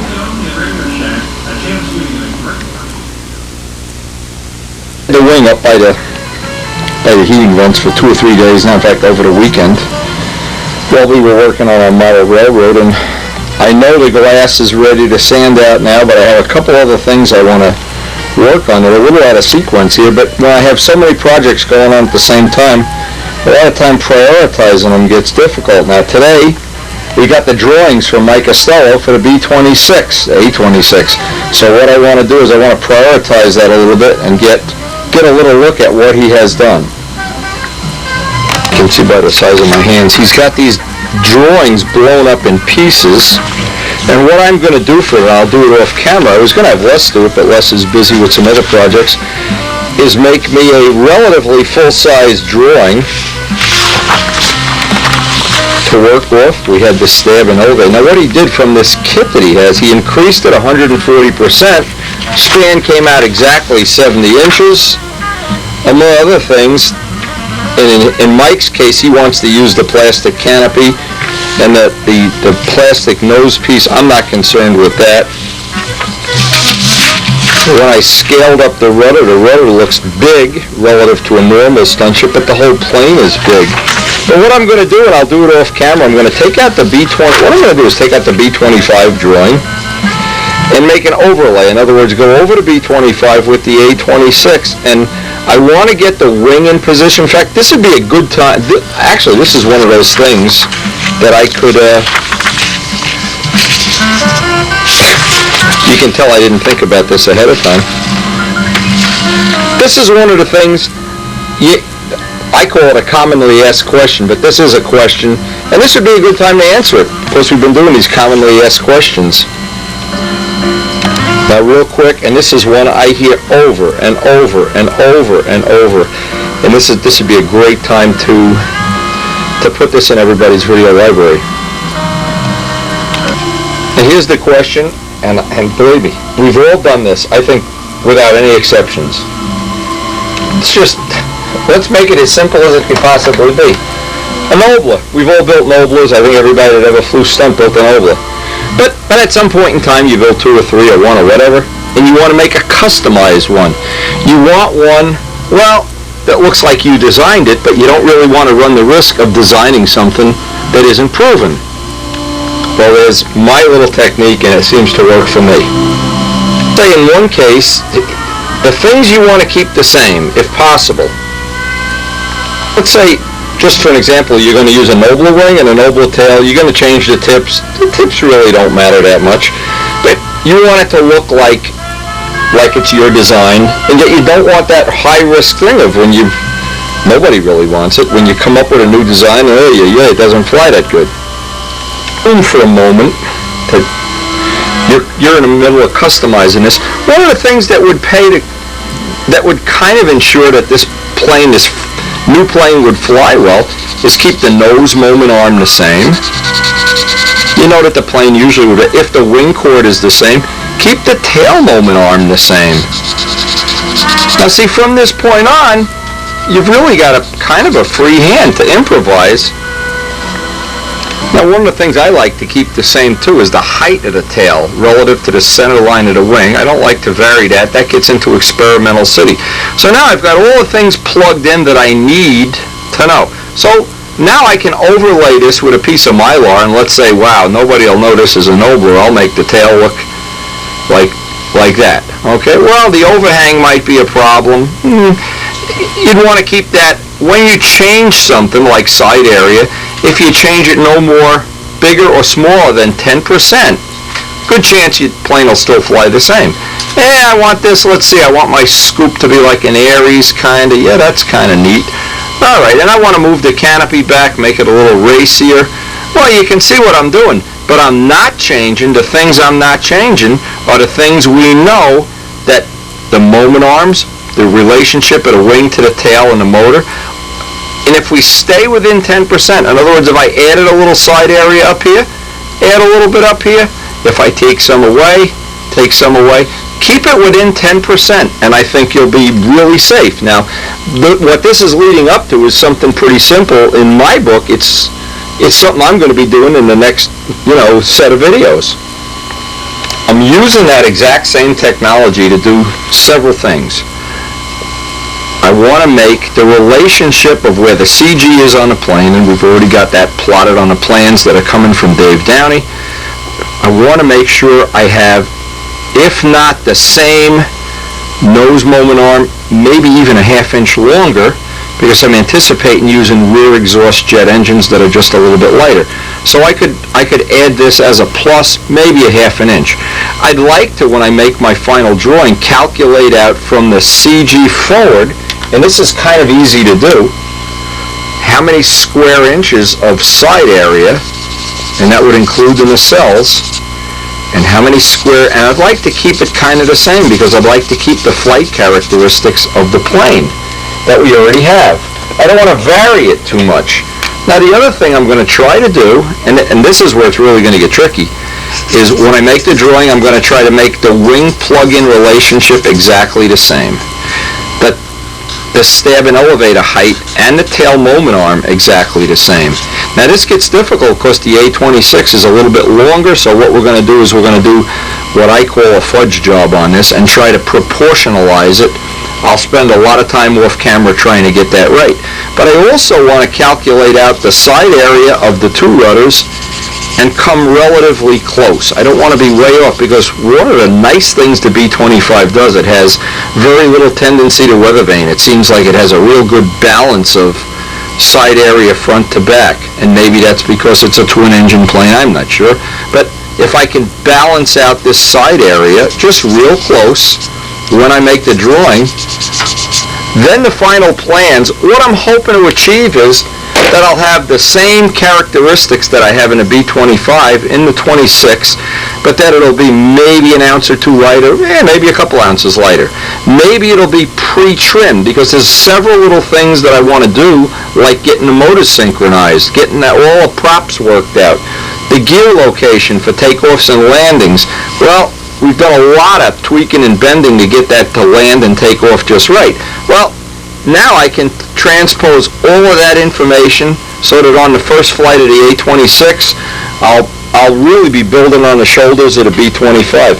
And so I really look forward to making this really not as good as the B-25, and I think that's, even just making another B-25 would have been great, but that I really have confidence that this will be even a little bit better than the B-25. And either way, it'll just be a lot of fun, because we're working on the Testarossa, working on the railroad, working on this project, working on Dave Midgley's carbon fiber plane, and that's how, to me, that's the challenge of the whole event. That's what gets me going in the morning, that and about 6 cups of coffee. And now that we actually have the plans in hand, this will be fun. And from this point on, there'll be a lot of artwork and sketching. And then when I have this proportionalized, one of the final things I can do in this case, because Dave Downey is busy on another project, I can have Les do me up a real nice Mylar, something I can work with. But I need to do all the fudging basically off camera, and I think this is just going to be just a real exciting project to work on. And I don't have to even dream about the day that we would have both of these at the field on the same day and be able to fly both of them on the same day. That's just almost like a dream you can't even dream about, but it'll be a lot of fun.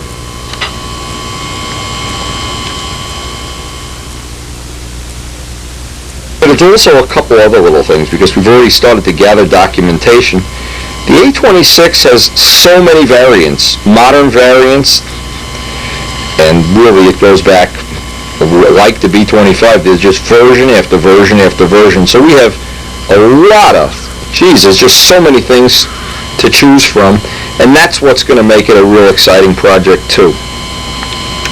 I also anticipate, like the B25, doing a really intricate inking job with a lot of shading, a lot of detailing. A lot of the things that we really made work well on the B25, I think we can just basically continue on down that road. For instance, if we choose to make the plane silver, B25 silver is already available over the counter from John Brodak or from myself. So not having to develop a new color, that saves some time too. One of the things about the, let's just call it the 26 for right now, there's so many versions that it's a sleeker plane than the B25 when you lay it out one on top of the other. It's longer and thinner. So from the point of view of looking at it in the stunt pattern, it might even be an upgrade in a way that it would present better. Again, when you're looking at different versions of the airplane, you have ones with different engine arrangements. It's just so many things that really intrigue me about the plane. Another thing, having that movie Always around here and watching it over and over and over, that doesn't hurt either. I think Les is getting sick of me playing that movie. I remember the guns that we made on the B25, and I can just get Les to make up about 8 of them, 2, 4, 6, there's 8 of them. And actually, they don't stick out that much. It wouldn't be a problem. You probably could make them a permanent part of the plane once it's buffed out. See, that's just another choice. Well, on the B25, the gun as it sticks out, you know somebody's going to poke their nose on that or poke their eye out or something when you're wiping a plane off. Now, the lower turret and the nacelles are very similar, but they're longer.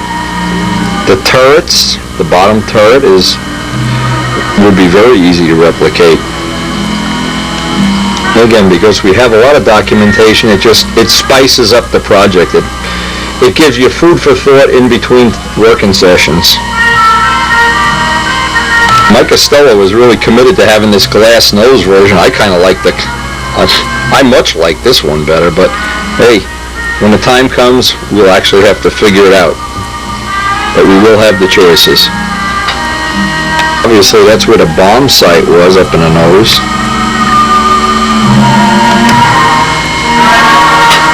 A lot of different choices of paint job. These tip tanks, this is a later model version that has a lot of let's say it's in the early 60s, it has the later motors, tip tanks, rockets. Again, you have so many choices with this model. This one even has spinners, cannons. Again, you can envision what some of these paint jobs would look like on a model. Even a version called the Counter Invader. In this picture here, it might happen if you didn't glass the wing enough. We better put some fiberglass on it. It's that time of year before Christmas where I really traditionally get psyched up for the new model I'll be making. And this year, because we're making several different things, models, projects, it just gets out of control, but they're all exciting in their own way. I'm not so sure. The more I look at the documentation with the glass nose kind of looks cool. Another thing too with the cowls, you could improvise the scoop. There's different scoop arrangements on the cowls. You can see the flaps are down, the cockpit doors are open in this picture. This is from 1954. Some nice rudder trim.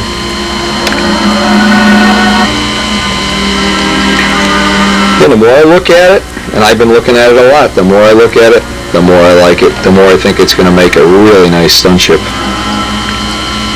We all know they served well in Southeast Asia and Vietnam in several roles. I was thinking of one thing that might be kind of cool is making removable tips, so you could put those tip tanks on there, some square bladed props on this one.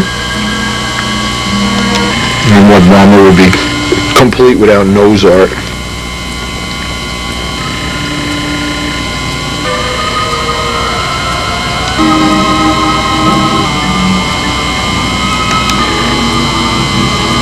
Look at this Garden State Express. Something to think about. I'm sure Karen would like that. I know it's not macho, but I'm never a favor of putting naked women on my planes. I like to keep those two parts of my life kind of separate. Whenever I've come up with some brilliant idea like putting some nose art like this on a plane, Karen always helps me make the decision. She could come home one day and find it already on there, and of course then you just have to come to my funeral. Anyway, we're dreaming, we're moving on, and we got work to do.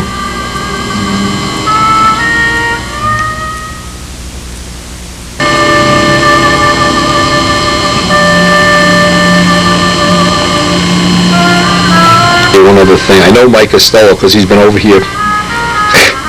He used to come over 3 days a year. Now he's here 3 days a week.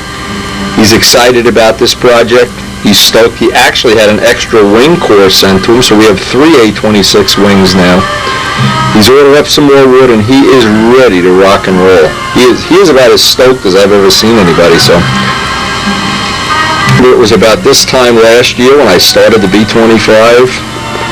In that year, it has just kind of come to a close. That was for sure. Working with Dave Downey every day. That was one of the greatest modeling years I've ever had. Most enjoyable, most fun. I just really would hate to even think about living my life without having some of these things, without having a B-25, without having some of the things that, I don't know, I guess I dream about this more than I should. But it keeps me out of bars. And I could, in all honesty, I could sit and look at this stuff all night. This is just doesn't get a whole lot better than this.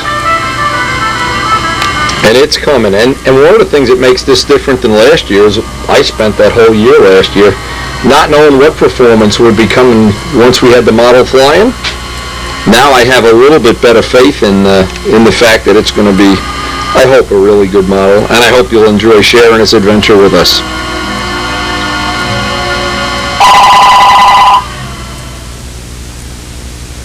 The next thing I want to sketch out, I want to get some tip blocks cut. And one of the things I really was unhappy with on the B-25 was the adjustable lead-outs, as I would move them back and forth back.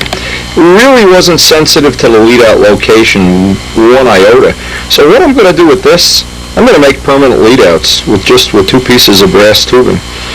And hope that it's right, and if not, I'll have to cut it. But the problem is, on a B-25, I have this big giant gap here, which I'm sure isn't aerodynamically correct either, and the tips are asymmetrical. Now, what's nice about the A26, the tips are symmetrical. So we really there's a gain right here in performance over the B-25, something that we hope is going to work out. Now, I have the photo in large shape. I'll get that shape cut, get some nice soft blocks, and start cutting up the tips.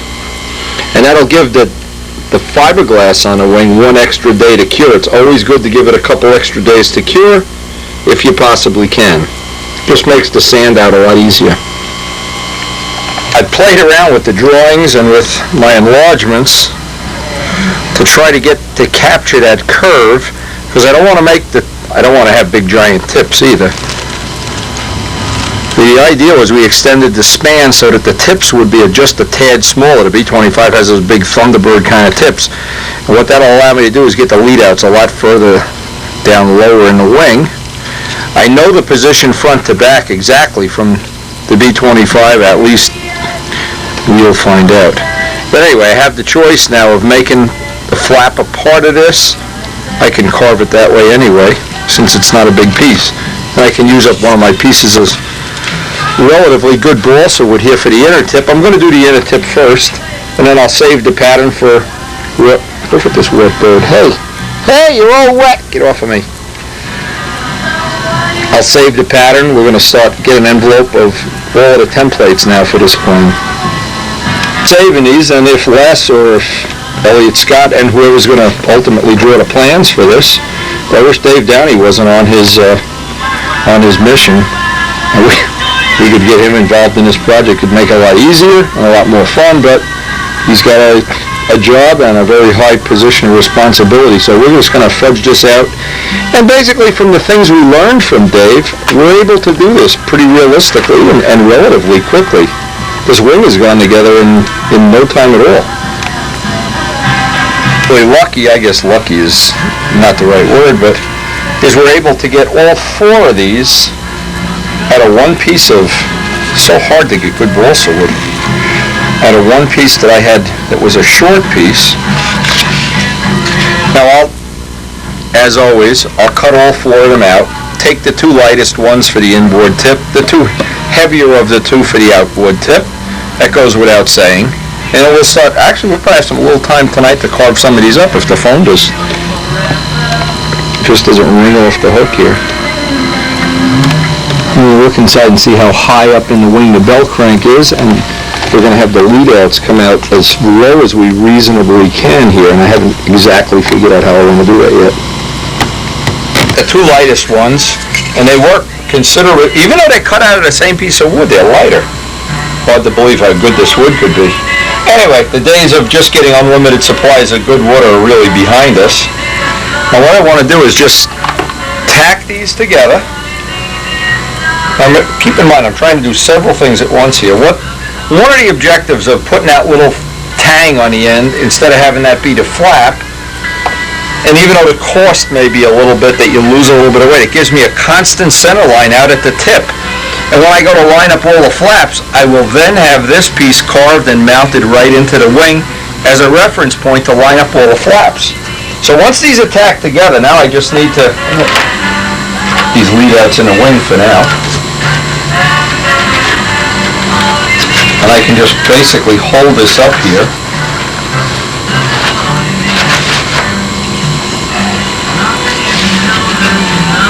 Maybe I'll get a couple of pins, in fact. Maybe I will.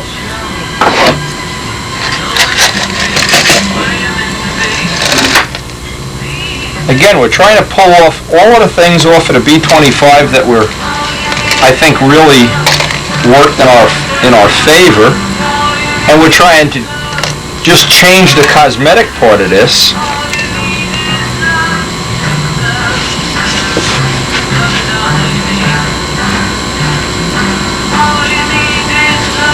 You ever look? Have the center line on the wing, have the center line on the back, so you would think there'd be a good chance. But what I want to do is just trace this out, cut it a little bit oversized.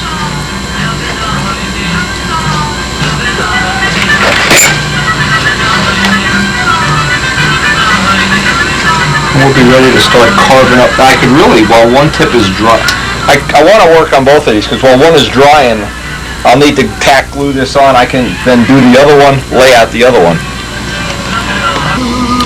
No, because I can pull the pins out, and I can leave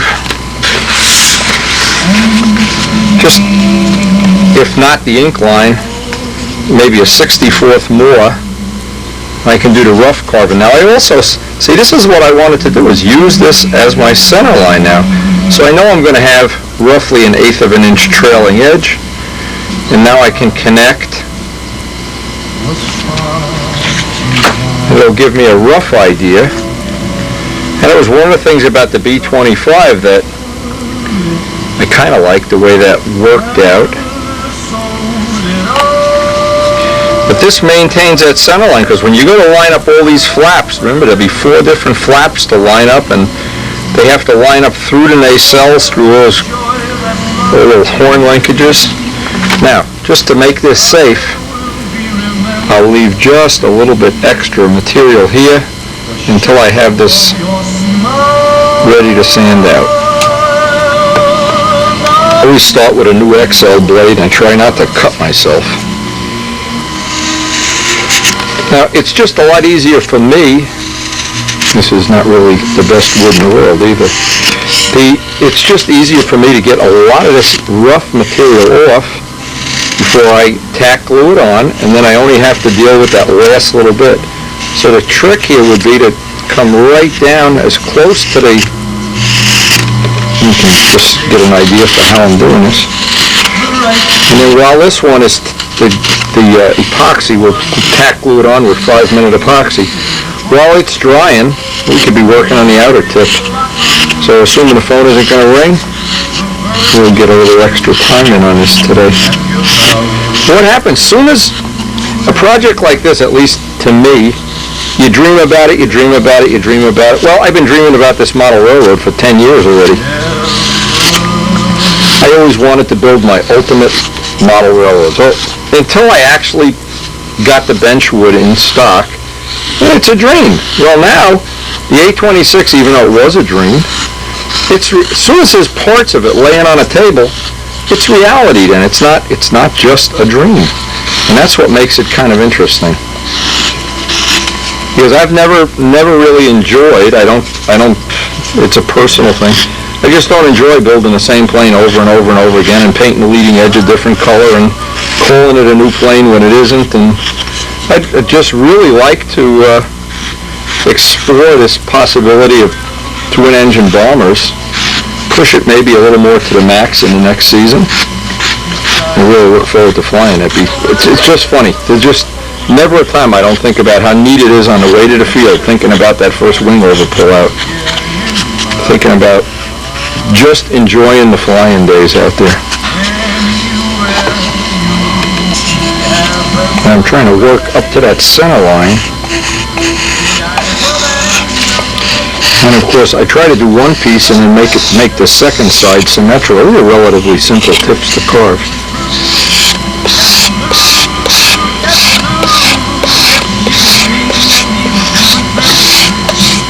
Now, even though we have the same exact span as the B-25, 70 inches, more of this wing, about an inch more of this wing on each side, is a lifting surface instead of cosmetic wingtip. So that's another thing, maybe another little thing in our favor with this plane.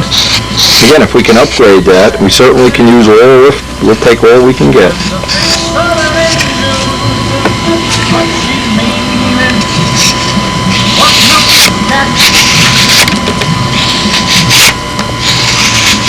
And I really do like getting as much of this material off. Just easier in my case. Now, before I put this, tack glue this to the wing, I got to put that pad out. I want to pad the table because I don't want to ding the wing up. Still need to sand that fiberglass, get that all blended in. You don't want to have a bunch of dings in there either. Again, you can leave a little less, just make it easier. Trick is always to use a new blade. Take it off in small shavings. Don't try to take it like it's a chainsaw. And having that little center line back there, that I found very valuable. The last little bit here, and we'll be ready to tack glue this on.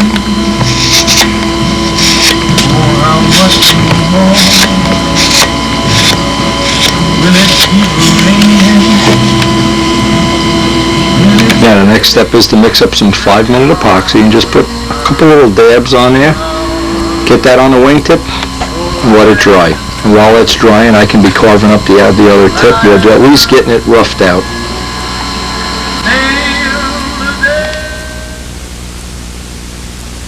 Okay, now that's just 5 minutes drying up. And we'll be ready to do the final cover on that tonight.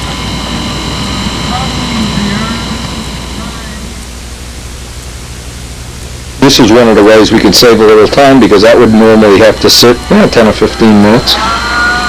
In the meantime, I can be carving this one, then I can be hollowing this one while this one's drying and kind of bouncing back and forth. And then by doing that, by doing more than one project at once, a lot of times you can pick up some real time. Or aggravating having to wait for glue to dry, you're set up and you're kind of sitting there waiting for drinking coffee or whatever. if you have another project to work on, things just get sped up.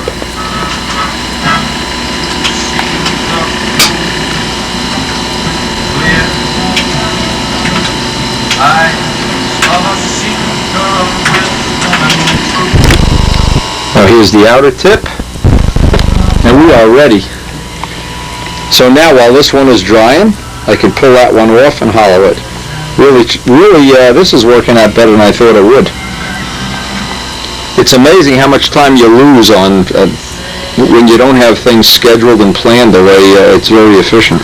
I do anyway. I lose a lot of time waiting for the glue to dry, or looking for tools or whatever. This really saves me when I can get one thing drying and one thing carving.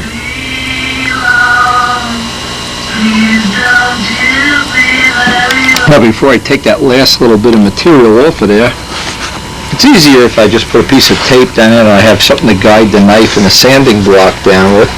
Also, I'm being real careful to keep that center line, because that's going to be my center line later on for lining up all my flaps and my center line in the front. But I think it's real easy to just do this pre-carving, so now there's almost, well, just a small fraction of the amount of time and energy to get that to come right down into where it's even with the ring skins.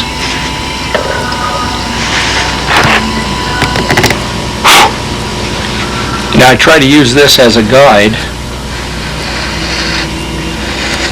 And now at this point I want nothing thicker than just an ice shaving, just a tiny little bit. And once I get down, I can take what amounts to be the pen line off.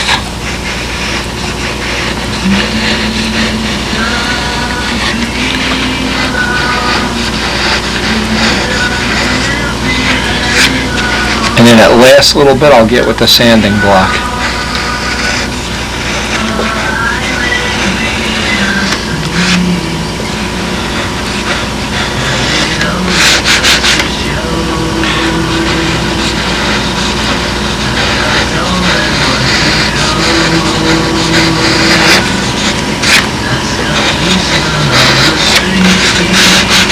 You can see how quick that just comes right down, that last little bit.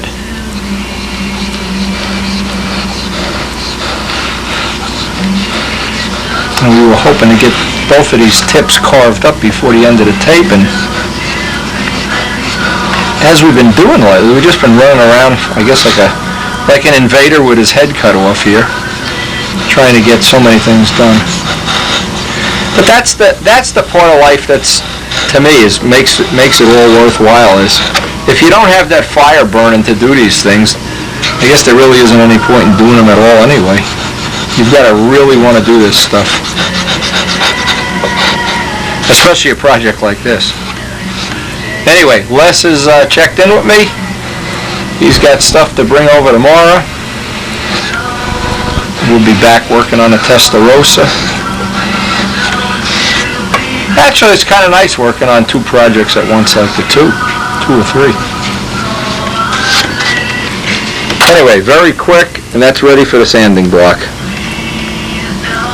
Best little bit I can get right up until I see the sandpaper scratching the tape, and that leaves me the thickness of the tape, a couple of thousandths.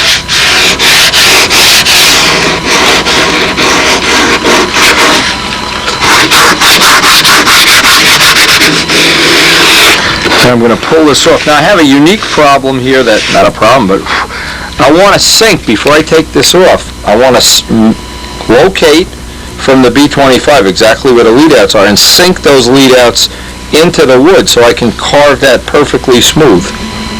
And I have to make sure they're in good alignment with the wing. I don't want them crooked, and I don't want them crooked in this dimension, so I'm going to spend a little time trying to get those in good alignment. Took the long ruler and measured off the exact angle the bolt crank would be at. And I left the tubing extra long so I could see it wasn't coming off at an angle. And now I'll just leave this a little bit extra long for now, and then I'll final finish it in. I sightened down the tube while it's long. I can see I'm in good alignment. Zona saw these pieces off. before I go any further, I want to dress these even, because once the lead outs are sticking out, it's going to be hard to sand in there and get it accurate. You can see we've got a pretty good alignment here. I put in some little pegs of balsa. I got to make sure there are no sharp edges on this tubing when I'm done. Everything's got to get radius. And this is probably all I'm going to get to do tonight. We'll pick this up tomorrow.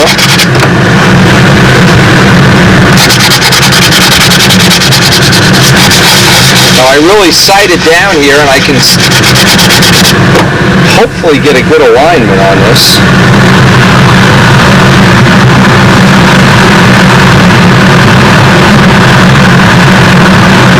Step we're going to do tomorrow, we're going to hollow this out, split it apart, hollow it, make sure we leave enough material by these lead outs, put some reinforcement in there of some kind.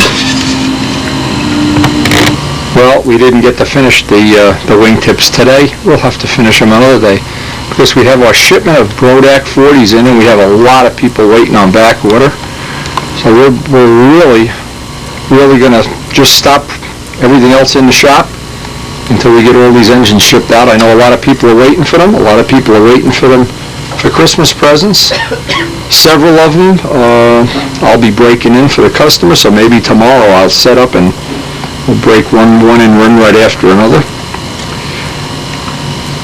It's just good to see them in, and good to see this is such a, and that we had a very small part in it. Tom Hampshire had a big part in, and it's been on our subscriber videos, but another great product for the world of stunt.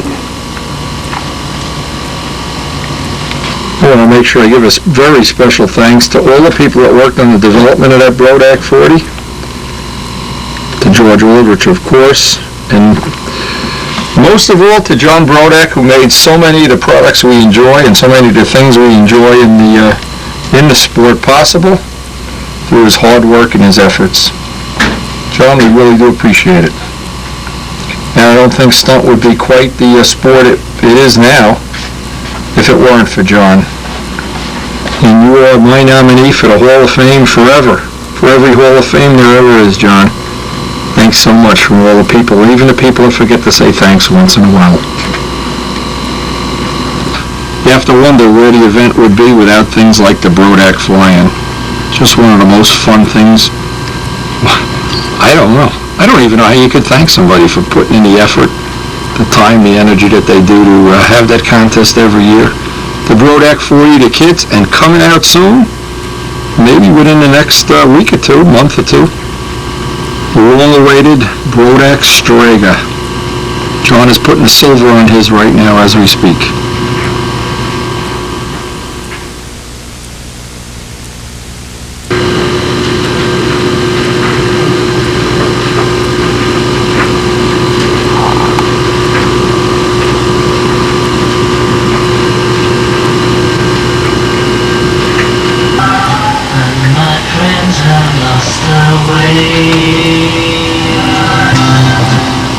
You'll be over soon, they say.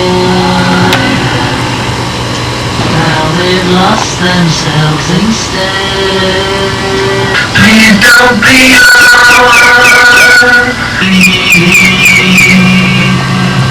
There's so many hurt to me. Please don't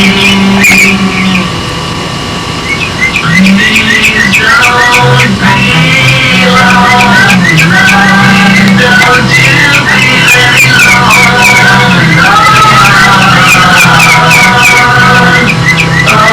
And I'd really like to go. Soon will be the break of day.